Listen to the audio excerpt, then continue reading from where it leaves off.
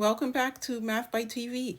In this grade 8 Math SOL EOC review, we're working through 28 must-know release style problems covering the top skills students need most. So grab paper, something to write with, pause when needed, and let's build confidence one problem at a time. This problem reads, a pair of headphones cost $50 and is now $8. About what percent decrease occurred? Pause the video and try this out. Let's first find the decrease, which means that we need to take 8 from 50. And 50 minus 8 equals 42. Now divide by the original amount, and that's the amount that you started with of $50. 42 divided by 50, and that equals 0.84. Now, since this is a decimal, we must move the decimal point 2 places over to the right, and it becomes a percent. So 84%. And to answer the question, 84% decrease. And that's the final answer. A tip I would like to leave you with here is make sure you divide by the original amount, not the new amount. Tax and tip estimation. Here we have a dinner bill of $42, tax 6%, tip 20%. We need to estimate the total cost. Go ahead and pause the video and try it on your own first. For estimation, let's round 42 to 40. Okay, so $42 rounded to $40. All right, and so now we need to find the tax. The tax is 6%. We're going to multiply 40 times 0.06. That means the tax is $2.40. Now, as far as the tip is concerned, that's 20%. So as a decimal, that is 0.2 or 0.20. So 40 times 0.2 equals, and that is $8. Now we need to add these values up. So don't forget your dinner bill that's already rounded as $40 plus $2.40 plus $8. And that equals $50.40. But we need to find the estimated total cost. The estimated total cost is approximately $50. And that's the final answer. A tip I would like to leave you with here is make sure you're always estimating first before you're calculating. We have to write 0.000074 in scientific notation. Go ahead and pause the video and try it out first. Well, to write a number in scientific notation, that number must be between a number of 1 and 10, multiplied by 10 times some exponent. All right, so the first thing I'm going to do is take and circle the number 74 at the end of this decimal number, and I'll show you why in a moment. Now, the next thing I'm going to do is just rewrite that decimal number. So we have 0.000074. Okay, so now we're going to use a box as our counter. But first, the reason why I'm doing that is because we need to find a number that is between 1 and 10. And so we can take and move this decimal point to a number between 1 and 10. And we see here that is between 7 and 4. So the new decimal point location is between 7 and 4, which gives us 7.4, which is a number between 1 and 10. So let's go ahead and write that. 7.4 times 10 to what exponent? Well, we can use this box as our counter to find out how many places the decimal point moved.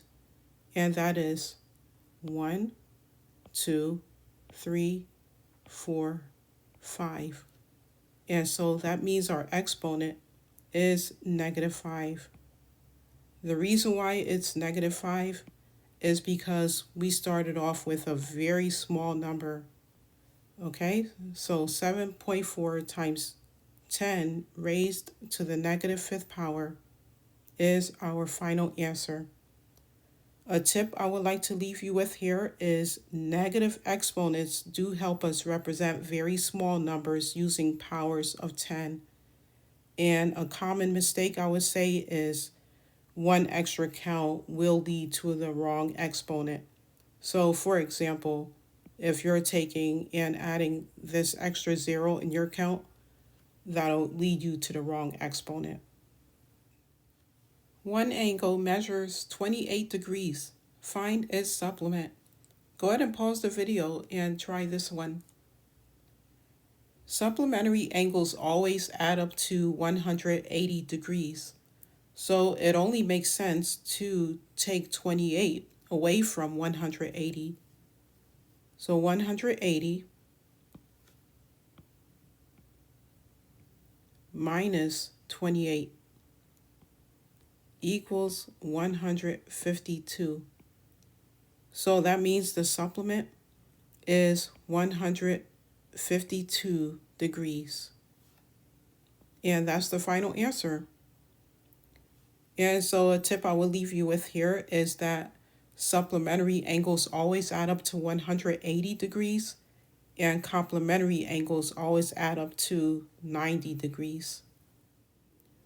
We have a pyramid whose volume is 432 cubic units, its height is 9 units, and we need to find the base area. So try this one. Okay, so use the formula sheet.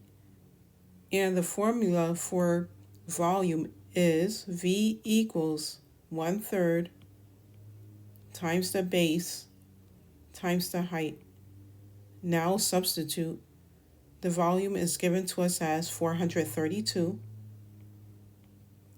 Set that equal to 1/3 times the base, we don't know that yet, times the height. And the height is given to us as 9 units. So all you have to do here is solve for B. And we can do that by multiplying on the right 1/3 times 9. 1/3 times 9, or 1/3 of 9, equals 3. So that means we have 432 equals 3 times B, or 3B. And we can solve for B by dividing by 3 on both sides. And we are left with B equals 432 divided by 3 equals 144. And that's actually 144 square units. And that is the final answer. So I would say that the common mistake here is forgetting the 1/3, because the standard prism's volume is base times height. So make sure you're using your formula sheet. We have a triangle whose sides are 8, 15, and 17. Is it a right triangle? Go ahead and pause the video and try this one. Well, the largest number becomes C, and so we know that largest number is 17. And then we have A, which is, we'll say that's 8. and B is 15. So what we're going to do though is use the Pythagorean Theorem formula, and that is a squared plus b squared equals c squared. Now we're going to substitute. So a squared is 8 squared plus b squared is 15 squared equals c squared, and that is 17 squared. Okay, so now 8 squared is you simply multiplying 8 times itself, which is 64. So 64 plus 15 squared is 225. And already I can see that 64 plus 225 equals 289. And 17 squared, I know, is 289. And so is there a match? Yes. That means that it is a right triangle. Final answer. And as a tip, I will leave you with this. The largest side goes in C. We have to find the room's total area. And we're told to break into rectangle A and rectangle B. So go ahead and pause the video and give it a shot. When composite figures look scary, split them into smaller pieces. And that's what we're going to do here now. So let's go ahead and do that here. All right, and now we're going to label rectangle A and rectangle B. A and B. Next, we're going to find the area for rectangle A. And we're going to use the area formula. That is A equals L times W. So that's area equals length times the width. Now let's go ahead and substitute. Taking a look here at rectangle A, we see that the length is 8. And we see that the width or the height is 4. Now we're just going to plug in those values here. That is 8 times 4, which equals 32 square units. Now for rectangle B, we need to find that area.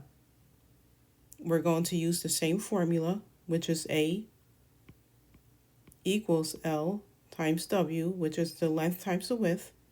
And we'll go ahead and plug in those values as well. As you can see here, the length is 4, and the width or the height is also 4. That means we have 4 times 4. And rectangle B's area is 16 square units. Since we need to find the room's total area, we need to add rectangles A total area plus rectangle B's area. And so that gives us 48. That is 48 square units. Final answer. A common mistake here is adding the perimeters together. So it's not asking for the distance around or perimeter, it's asking for area.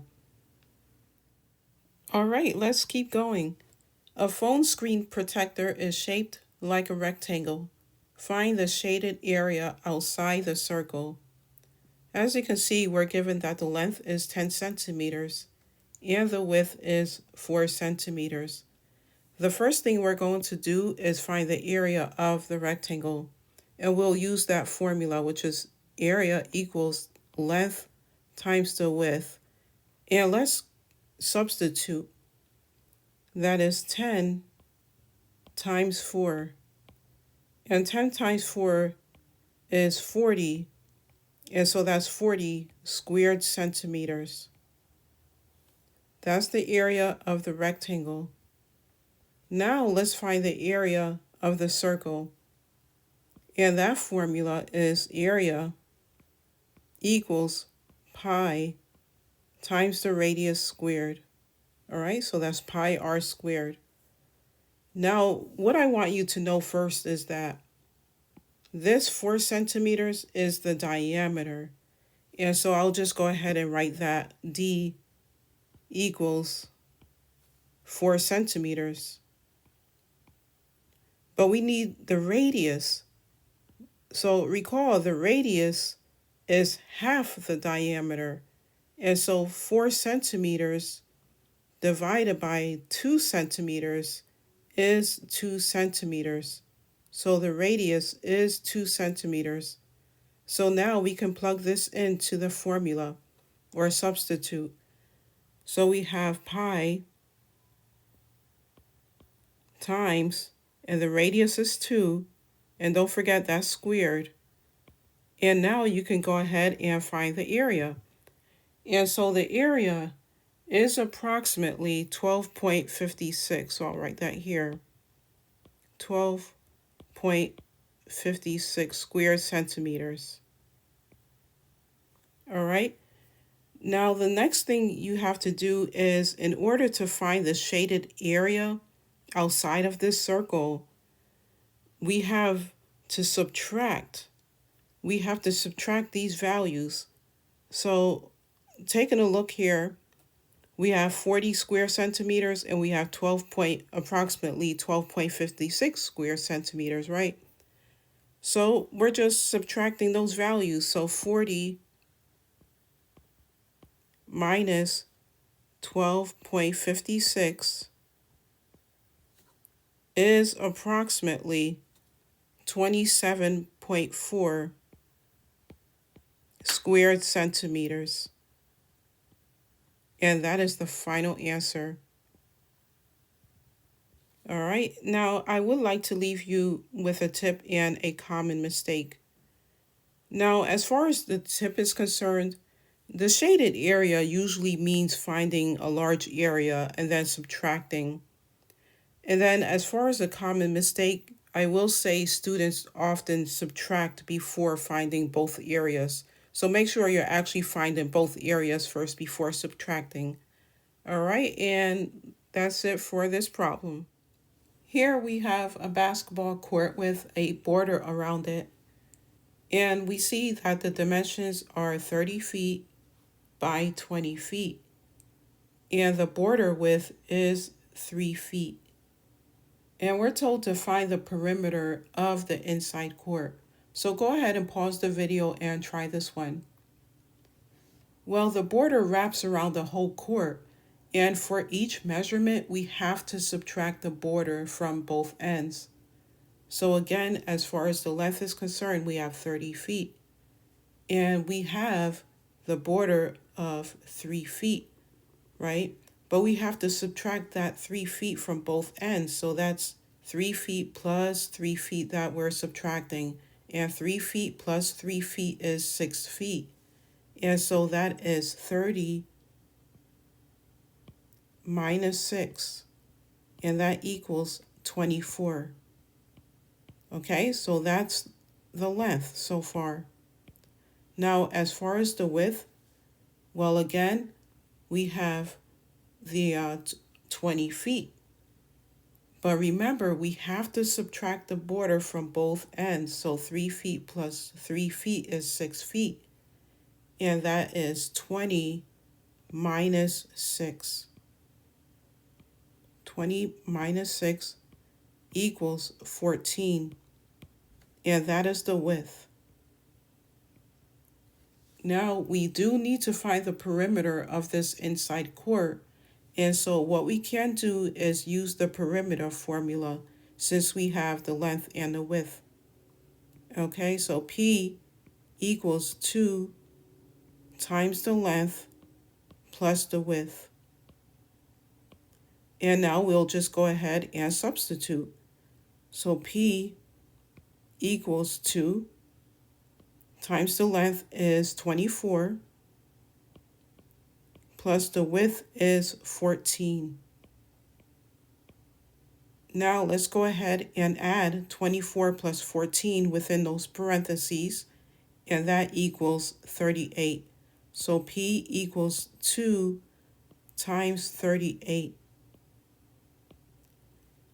Now 2 times 38 equals 76. And we've just answered the question. The perimeter of the inside court is 76 feet. That's the final answer. Now let me leave you with a tip and a common mistake. Now, I would say, as far as the tip is concerned, make sure you're subtracting the border from each side that touches that measurement. And then as far as a common mistake, I will say subtracting the border only once instead of from both ends. All right, so make sure you're subtracting the border from both ends. Coordinate translation. Here we're told to plot A at 4, 5, and we have to move left 3 and down 2. Finally, we have to find A prime. So go ahead and pause the video and try this one. So first of all, we're going to start at A 4, 5. Let's do that. So we'll find 4, which is on the x-axis here, and then 5 on the y-axis. All right, so let's plot that there. So 4, 5. All right, and that is A. And we're instructed to move left 3 spaces, then down 2 spaces. So we'll go ahead and do that. We're moving left 3 spaces, so that's 1, 2, 3, and then down 2 spaces, 1, 2. So our point is now at 1, 3, because notice 1 is the x, and then 3 is our y. So we'll place that right here. And let me change the color to red. Okay. And that is 1, 3, as I've stated. That is A prime. And that's the final answer. Now, I would also like to point out is that you can also check your answer using subtraction. And so again, we're starting at 4. So let me go ahead and point that out. So we have 4, right? And you're moving left 3. So when you're moving to the left 3, those are the negative x values. So you're subtracting. So that is 4 minus 3. And then for your next one here, you have 5, and you have to move down 2. And when you're moving down on the y-axis, those are your negative numbers, so you're subtracting. And that is 5 minus 2. Okay, so you have 1, 3. All right, now I will leave you with a tip here. Left and right affects x, up and down affects y. And a common mistake students make are they mix up x and y. So be careful with that. Here in this problem, the question asks, which graph correctly shows these ordered pairs? So we have the points -5, -3, 0, 2, and 3, 5. So go ahead and pause the video and try this one out. Okay, well, I noticed that 0, 2 stands out because x equals 0, so it sits directly on the y-axis, right? So let's go ahead and look at graph A here for a moment. So we see here that x is at 0, but y is at 2, so that is correct. And let's verify the remaining points. So let's verify -5, -3. Well, that means we're going left 5, down 3. And to check 0.35, we go right 3, up 5. So this is actually the correct answer choice. That's graph A. Now let's check some other ones though. So we know we can eliminate B. We can eliminate C. And the reason why we can eliminate C is because notice we have 0, but 0, -2, right? So we're looking for 0, +2. So be careful with this one. That's a little tricky one. And then let's go to D. Well, D could have very well been an easy target as well because, yes, we do have a point at 0, 2 because x is 0, but y is at +2. But then when you check the remaining points, well, you go right 3 of 5, that checks out. And then for -5, -3, well, this is moving to the right 5 and down 3. So that's not what we want.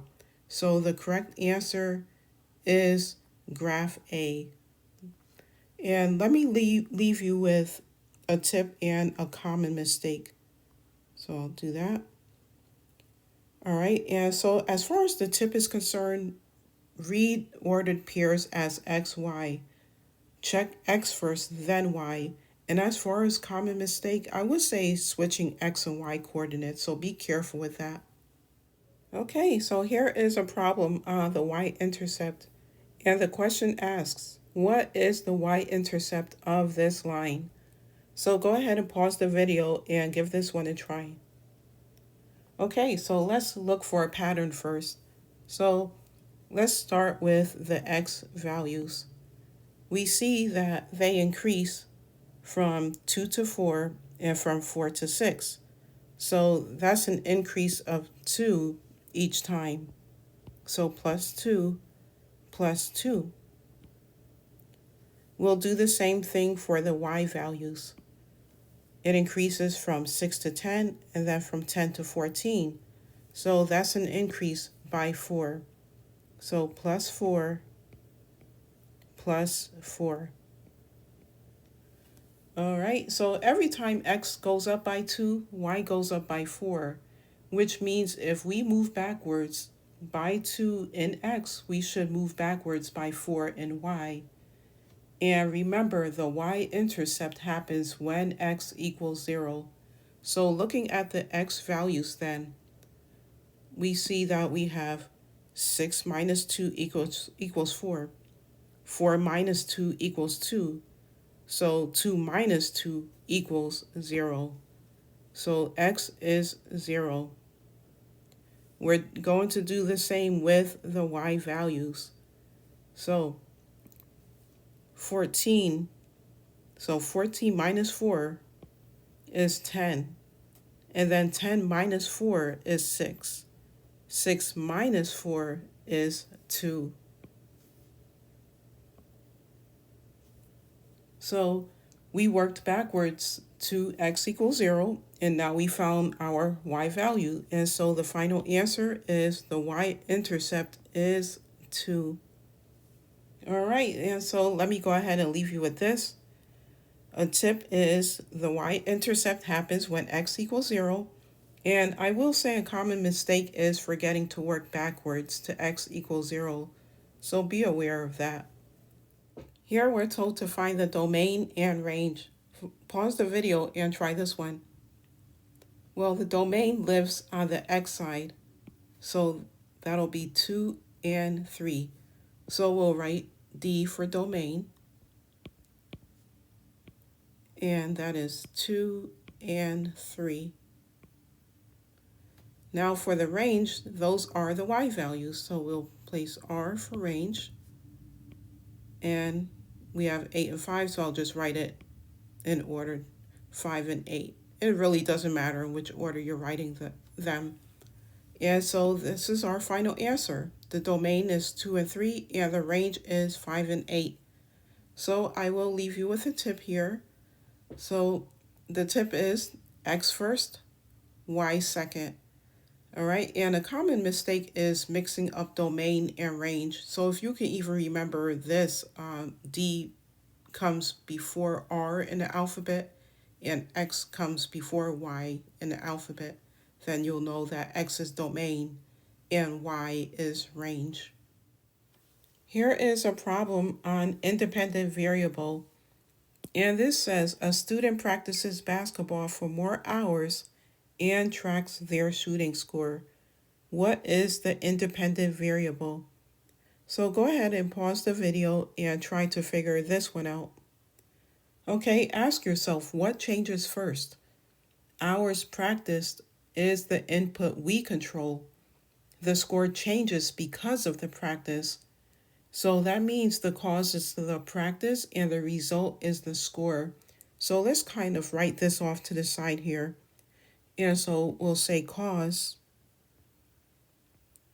So cause is input, and that is hours practiced. So hours, I'll abbreviate that here.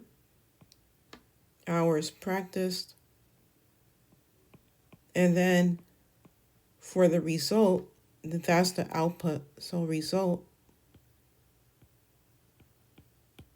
is the output.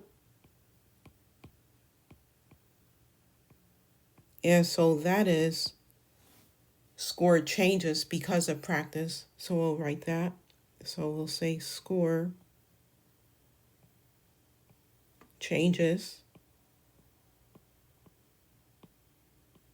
And that is because of practice. All right, and so now we can go ahead and answer the question. What is the independent variable? Well, that makes hours practiced the independent variable. So that is answer choice B. And so I will leave you with a tip and a common mistake here. Now, the tip I will leave you with is the independent variable is the input, and then a common mistake I will say is choosing the result instead of the cause. So make sure you're mindful of that. Nice work so far. Now let's move into equations and probability.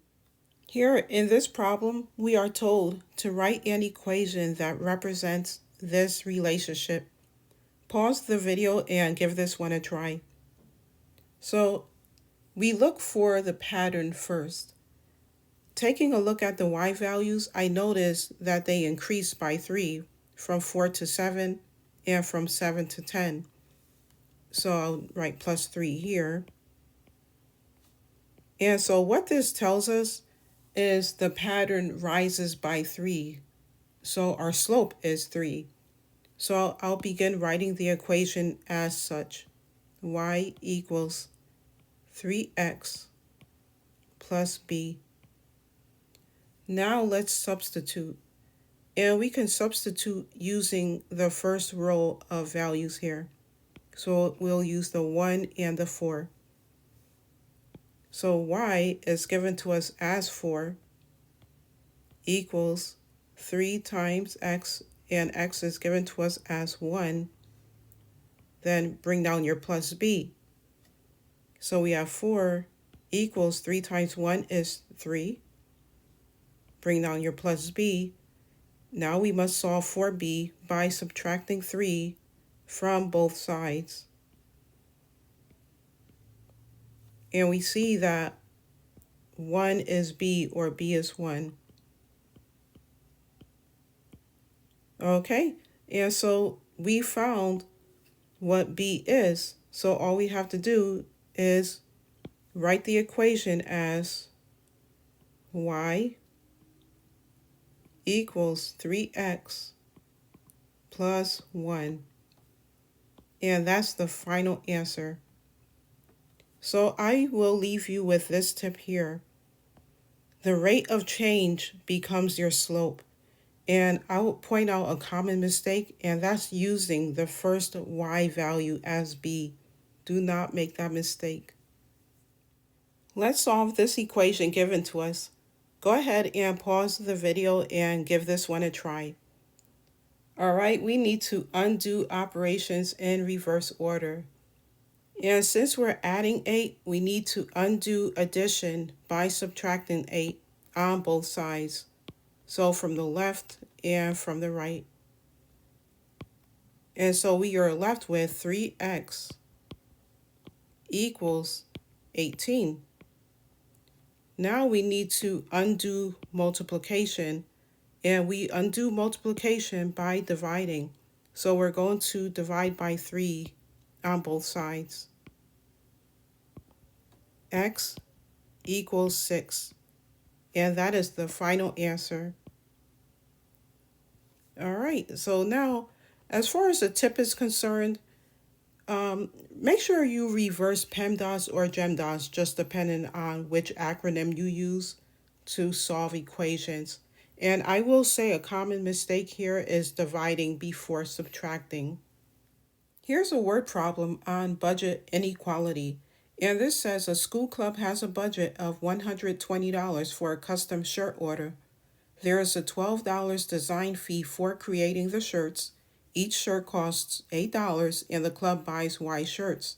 And we're told to write an inequality representing this situation.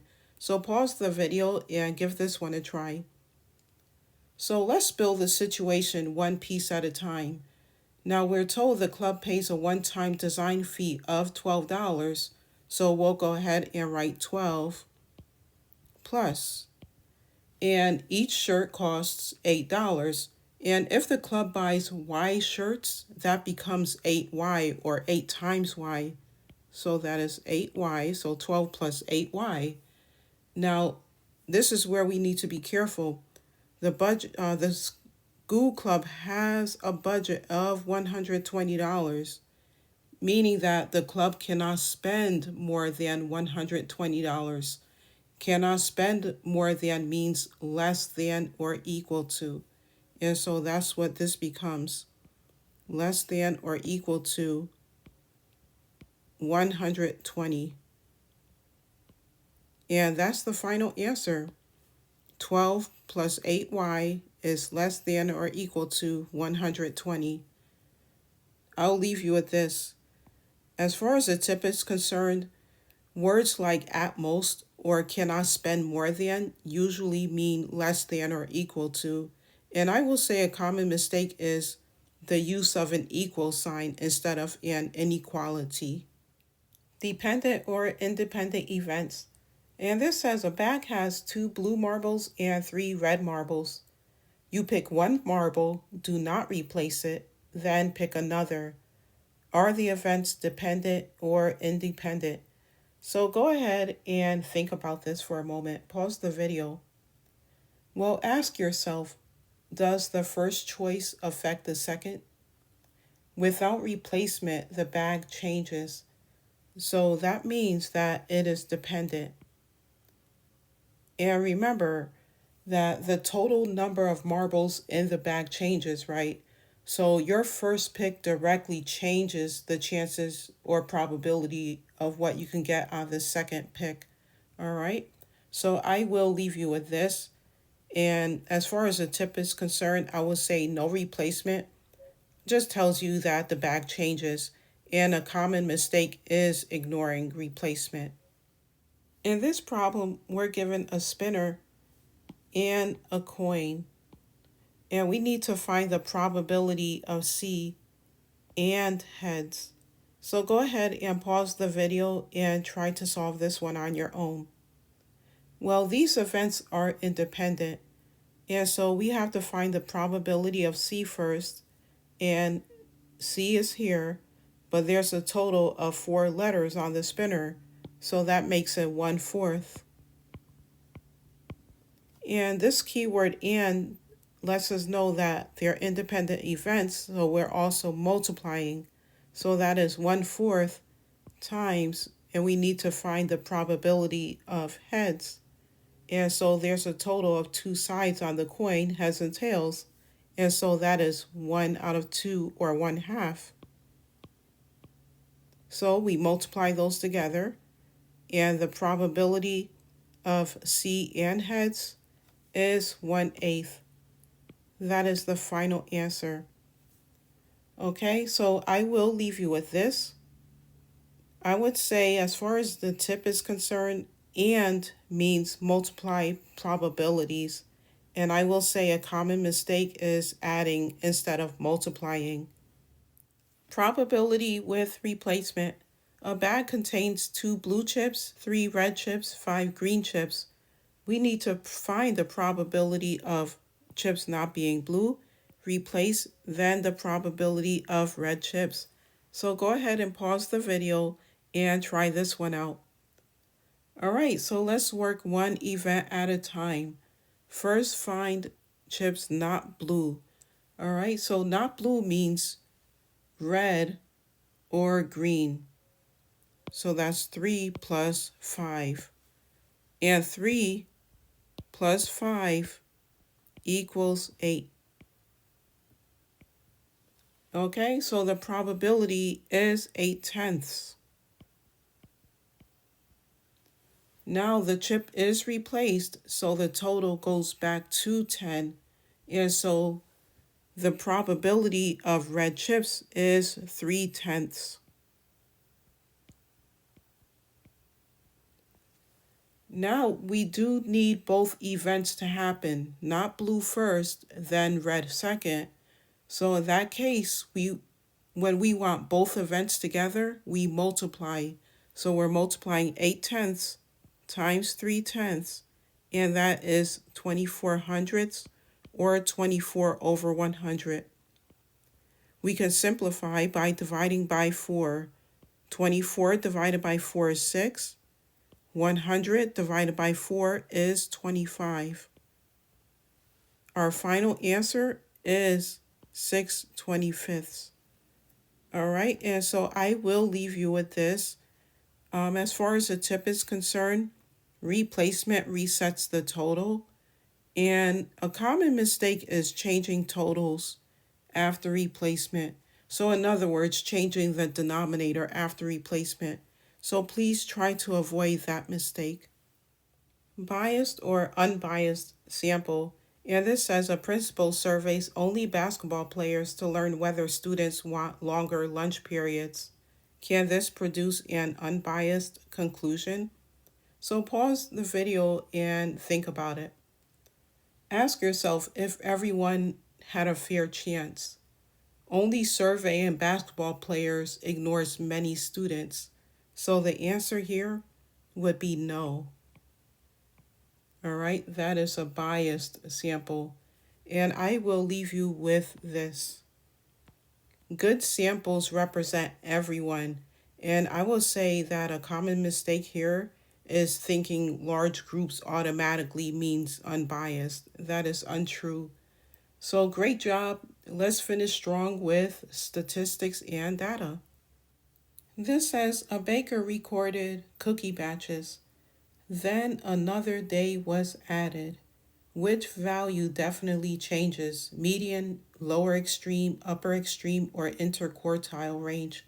So go ahead and pause the video and give it a shot. So let's think about what changed here. 30 is much larger than any other value listed here. So the highest value in the data set must increase, which will have to be answer choice C in this case, upper extreme.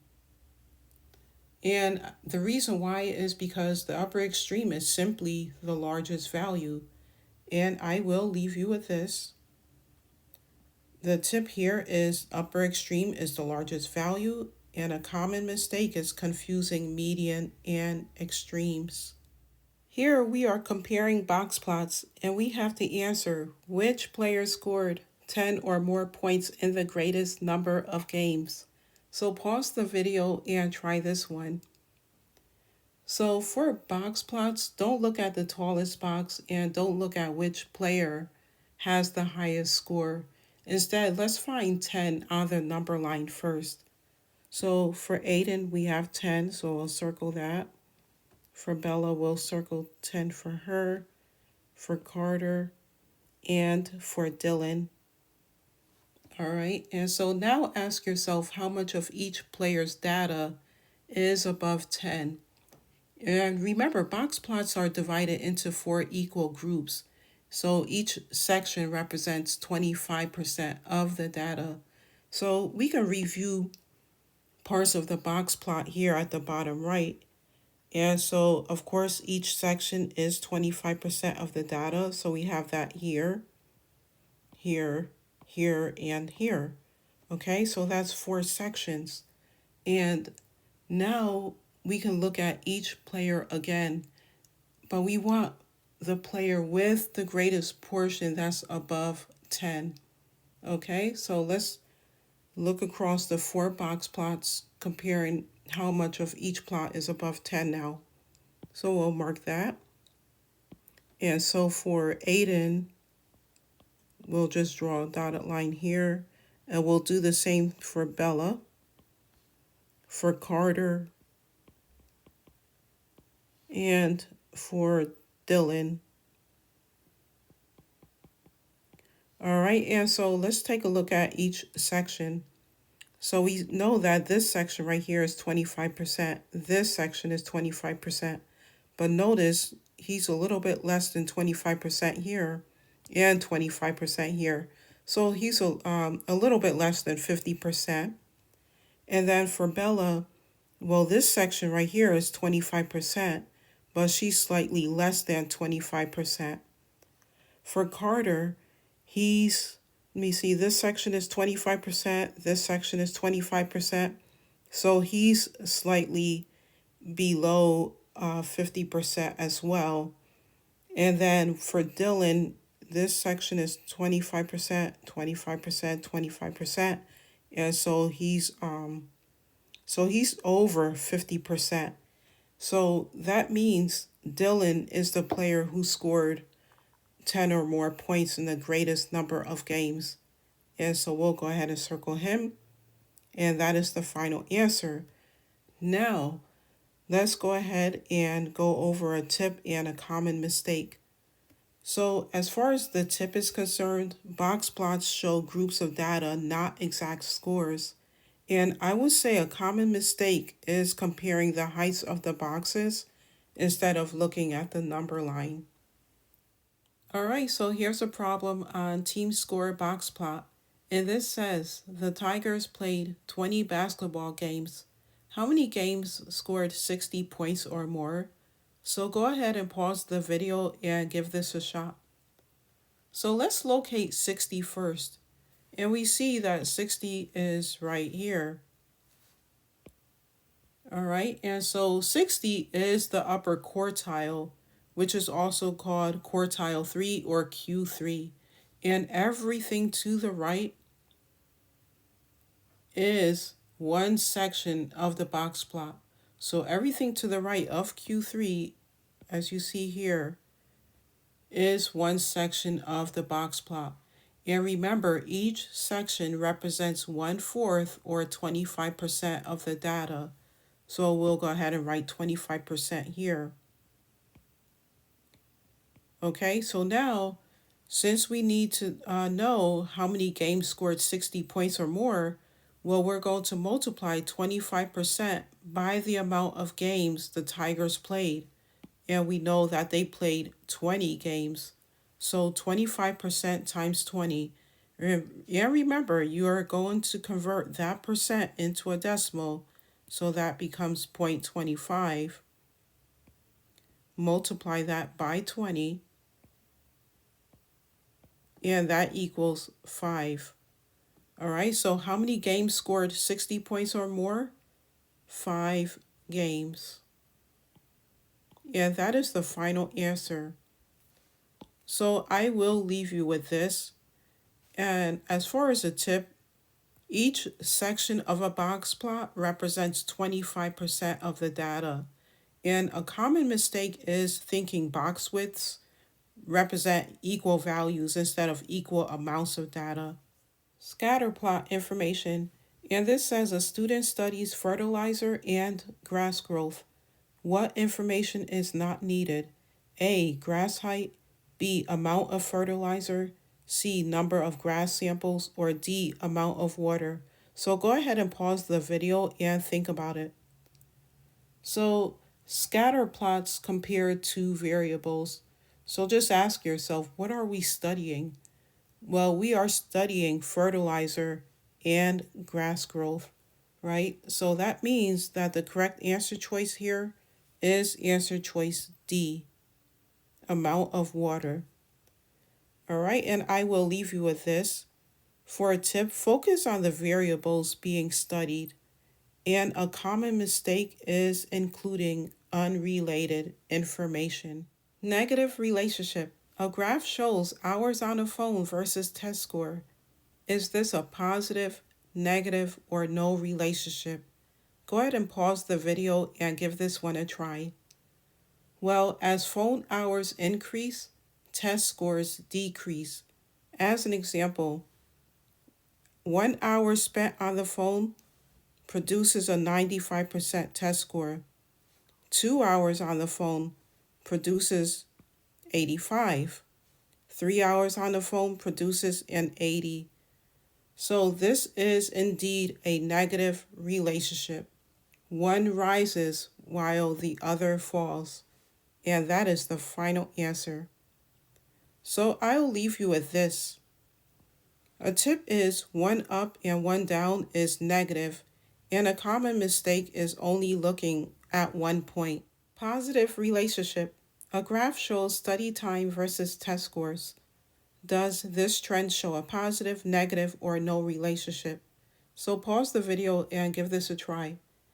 Well, as study time increases, quiz scores increase. Let's take a look here. So if you're studying for 1 hour, then your test score would be a 55%. Studying for 2 hours produces about a 62%. For 3 hours of study time, that produces about a 69%. And then 4 hours, studying for 4 hours produces a 75%. So clearly both variables rise together. So the final answer is this is a positive relationship. And I will leave you with this. So for a tip, variables moving together often show positive relationships, and a common mistake is focusing on a single dot instead of the trend. Scatterplot interpretation. Which statement best describes the relationship? Positive, negative, no relationship, cannot determine. So go ahead and pause the video and give it a shot.